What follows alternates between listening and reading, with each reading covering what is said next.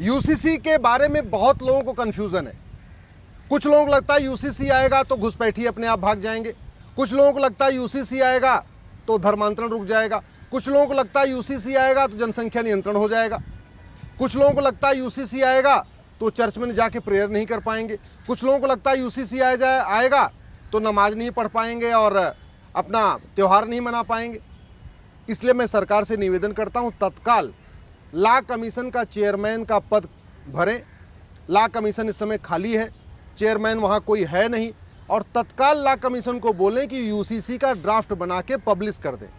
जब तक यूसीसी का ड्राफ्ट पब्लिश नहीं होगा तब तक कंफ्यूजन बना रहेगा और पॉलिटिकल पार्टियां इसका फायदा उठाती रहेंगी। आज की डेट में चूंकि यूसीसी का कोई ड्राफ्ट नहीं है तो इसके बारे में इतने फर्जी वीडियो वायरल हो रहे हैं। एक फर्जी वीडियो मैंने देखा, उसमें लिखा हुआ है अगर यूसीसी आएगा तो आप नमाज नहीं पढ़ पाओगे, आप अजान नहीं दे पाओगे, आप दाढ़ी नहीं रख पाओगे, अगर यूसीसी आएगा तो आप अपना ईद नहीं मना पाओगे, मुहर्रम नहीं मना पाओगे। एक फर्जी वीडियो वायरल हो गया कि अगर यूसीसी आएगा तो आप संडे को चर्च में प्रेयर नहीं कर पाएंगे, सबको पूजा करना पड़ेगा।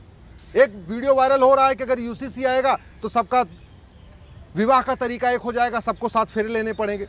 इस तरीके जो कन्फ्यूजन फैला हुआ है उसका एक ही तरीका है, तत्काल लॉ कमीशन इसका ड्राफ्ट पब्लिश करे। यूसीसी आने से सबका भोजन एक समान नहीं होगा, क्योंकि ये यूनिफॉर्म सिविल कोड है, ये यूनिफॉर्म फूड कोड नहीं है। यूसीसी आने से सबका ड्रेस एक जैसा नहीं हो जाएगा, सबको एक जैसा कपड़ा नहीं पहनना पड़ेगा, क्योंकि ये यूनिफॉर्म सिविल कोड है, यूनिफॉर्म ड्रेस कोड नहीं है। यूसीसी आने से सबका त्यौहार एक जैसा नहीं हो जाएगा, क्योंकि ये यूनिफॉर्म फेस्टिवल कोड नहीं है। यूसीसी आने से सबकी भाषा एक जैसी नहीं हो जाएगी, क्योंकि ये यूनिफॉर्म लैंग्वेज कोड भी नहीं है। यूसीसी आने से सबका एक जैसा त्यौहार मनाना पड़ेगा, ऐसा भी नहीं होगा, क्योंकि यूनिफॉर्म कस्टम कोड नहीं है, यूनिफॉर्म ट्रेडिशन कोड भी नहीं है। ये यूनिफॉर्म सिविल कोड है। शादी विवाह की उम्र एक समान होगी, गुजारा भत्ता का अधिकार सबको मिलेगा, ग्राउंड्स ऑफ डिवोर्स सबके लिए कॉमन होगा, प्रोसीजर ऑफ डिवोर्स सबके लिए कॉमन होगा, विरासत का अधिकार सबको एक समान होगा, वसीयत का एक अधिकार सबके लिए एक समान होगा, एक पति एक पत्नी का नियम सब पे लागू होगा, हलाला बलात्कार घोषित होगा, मुताह बलात्कार घोषित होगा, मिस्यार बलात्कार घोषित होगा, तहर्रुस बलात्कार घोषित होगा। यूसीसी आएगा तो आप मौखिक रूप से डिवोर्स नहीं दे पाएंगे, सबका डिवोर्स फैमिली कोर्ट में होगा। कूलिंग पीरियड सबका एक समान होगा, अगर 6 महीने कूलिंग पीरियड है तो सबके लिए होगा। ऐसा नहीं होगा कि हिंदू के लिए 6 महीने कूलिंग पीरियड होगा और क्रिश्चियन के लिए 2 साल का कूलिंग पीरियड होगा। आज की डेट में क्रिश्चियन का कूलिंग पीरियड 2 साल का चल रहा है। यूसीसी आने का सबसे बड़ा फायदा ये होगा कि बाल विवाह बंद हो जाएगा, बहुविवाह बंद हो जाएगा, जो विदेशी कुरीतियां चल रही हैं ये बंद हो जाएंगी। जो भारत में कुरीतियां शुरू हुई उनके खिलाफ कानून बने, सती प्रथा के खिलाफ कानून बना, छुआछूत के खिलाफ कानून बना, ऐसे अनेकों कानून बने जो भारत में कुरीतियां शुरू हुई थी। लेकिन जो विदेशी कुरीतियां शुरू हुई भारत में उनके खिलाफ कानून नहीं बना। तलाक, ट्रिपल तलाक खत्म हो गया, तलाके हसन, लेकिन तलाके हसन नहीं खत्म हुआ, तलाके अहसन खत्म नहीं हुआ, तलाके बाइन खत्म नहीं हुआ, तलाके किनाया खत्म नहीं हुआ। संविधान ये कहता है कि कानून सबके लिए एक होना चाहिए, एक देश एक विधान, और बाद में तो इसमें सेकुलर शब्द भी जोड़ दिया। सेकुलरिज्म का मतलब ही होता है यूनिफॉर्मिटी, एक देश एक कानून, जो कानून हो सबके लिए हो, जो अधिकार हो वो सबके लिए एक समान हो। तो इक्वल सिविल राइट होना चाहिए, इक्वल लीगल राइट होना चाहिए, और वो तभी आ सकता है जब वन नेशन वन लॉ हो। अब वन नेशन वन लॉ के बारे में तभी सामाजिक जागरूकता बढ़ेगी जब उसका ड्राफ्ट सामने आएगा। नहीं तो ओवैसी जैसे लोग अपनी वोट बैंक पॉलिटिक्स के चक्कर में एक गलत धारणाएं फैलाते रहते हैं। राहुल गांधी वोट बैंक के पॉलिटिक्स के चक्कर में एक अलग कहानी बताते रहते हैं। अब कुछ ओवैसी जैसे लोग कहते हैं जी हमको तो फ्रीडम ऑफ रिलीजन है आर्टिकल 25 में, इसलिए आप यूनिफॉर्म सिविल कोड नहीं ला सकते। इतना बड़ा सफ़ेद झूठ बोलते हैं। अरे आर्टिकल 25 धर्म का अधिकार देता है, धर्मांतरण का नहीं। आर्टिकल 25 रीतियों का अधिकार देता है, कुरीतियों का नहीं। आर्टिकल 25 प्रथा का अधिकार देता है, कुप्रथा का नहीं। आप जेंडर जस्टिस कर सकते हैं लेकिन जेंडर इनजस्टिस नहीं कर सकते। आप जेंडर इक्वलिटी का आपको अधिकार है लेकिन महिलाओं के साथ भेदभाव का अधिकार नहीं है।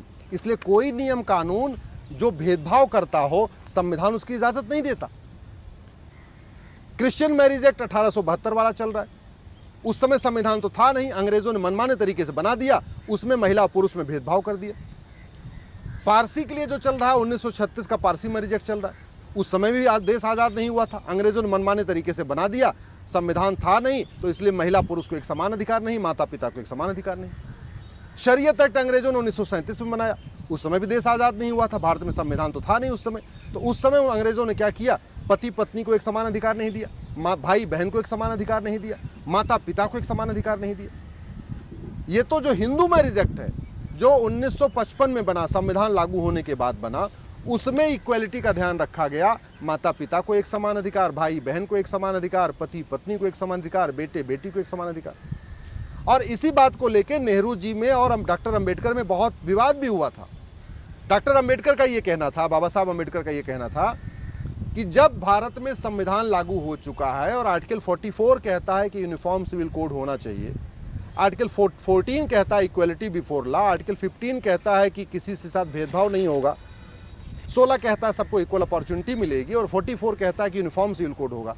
तो आप हिंदू मैरिज एक्ट क्यों बना रहे हैं? बाबा साहब अंबेडकर नेहरू जी से यही कह रहे थे कि आप अंग्रेजी कानूनों को खत्म करिए, 1872 का क्रिश्चियन मैरिज एक्ट खत्म करिए, 1936 का पारसी मैरिज एक्ट खत्म करिए, 1937 का शरीयत एक्ट खत्म करिए और एक यूनिफॉर्म सिविल कोड बनाइए, उसको लागू कर दीजिए। उस समय लागू बड़े आसानी से हो सकता, कोई विरोध करने वाला नहीं था, क्योंकि उस समय मजहब के आधार पर विभाजन हुआ था। तो उस समय मजहब के आधार पर लोग कानून की मांग भी नहीं कर रहे थे। इसके बावजूद नेहरू जी ने केवल तुष्टीकरण को बढ़ावा देने के लिए, अलगाववाद को बढ़ावा देने के लिए अंग्रेजी कानूनों को खत्म नहीं किया। जो अंग्रेजी पर्सनल लॉ थे, उन 1872 का क्रिश्चियन मैरिज एक्ट, 1936 का पारसी मैरिज एक्ट, 1937 का शरीयत एक्ट, उसको खत्म नहीं किया। हाँ, हिंदुओं के लिए एक अलग से और हिंदू मैरिज एक्ट बनाया 1955 में। बाबा साहब अम्बेडकर इसी का विरोध कर रहे थे। वो कह रहे थे जब सबके लिए अपना अपना पर्सनल लॉ चलेगा, अपने अपने विधान चलेंगे, तो संविधान किस बात का? संविधान का तो मतलब होता है संविधान, सबके लिए एक समान विधान। और आप बहुविधान चला रहे हो, हिंदू का अलग विधान चला रहे हो, मुस्लिम का अलग विधान चला रहे हो, पारसी का अलग विधान चला रहे हो, ईसाई का अलग विधान चला रहे हो। खैर, बाबा साहब अम्बेडकर ने इस्तीफा दे दिया, नेहरू जी अपनी मनमानी करते रहे और जो नेहरू जी ने मनमानी किया उसको इंदिरा जी ने भी आगे बढ़ाया। उन्होंने भी संविधान का आर्टिकल 44 लागू करने की कोशिश नहीं किया। राजीव गांधी तो उनसे 2 कदम और आगे निकल गए। एक बार सुप्रीम कोर्ट का साहबानों केस में जजमेंट भी आया कि कम से कम गुजारा भत्ता सबको एक समान मिलना चाहिए। उस जजमेंट को बदलने के लिए बाकायदा कानून बना दिया, कानून बना के जजमेंट को पलट दिया। नरसिम्हा राव जी से कोई मतलब ही नहीं था, वो तो अपना माइनॉरिटी कमीशन एक्ट बना रहे थे, वक्फ एक्ट बना रहे थे और प्लेस ऑफ वर्शिप एक्ट बना रहे थे। वो भी तुष्टीकरण की चरम सीमा तक गए। मनमोहन जी रहे 10 साल, उनसे कोई लेना देना नहीं, वो तो जामिया को माइनॉरिटी का दर्जा दे रहे थे और भी माइनॉरिटी फिल्म मिनिस्ट्री बना दी है 2006 में, उसके पहले कभी होती नहीं थी, तो वो भी तुष्टीकरण को आगे बढ़ाते रहे। ये पहली बार हुआ है कि प्रधानमंत्री मोदी जी ने लाल किले से बोला है कि भारत में एक सेकुलर सिविल कोड होना चाहिए, सबके लिए समान अधिकार होना चाहिए। मैं प्रधानमंत्री मोदी जी को धन्यवाद देता हूँ और आशा करता हूँ कि बहुत जल्दी इस पर कानून आ जाएगा।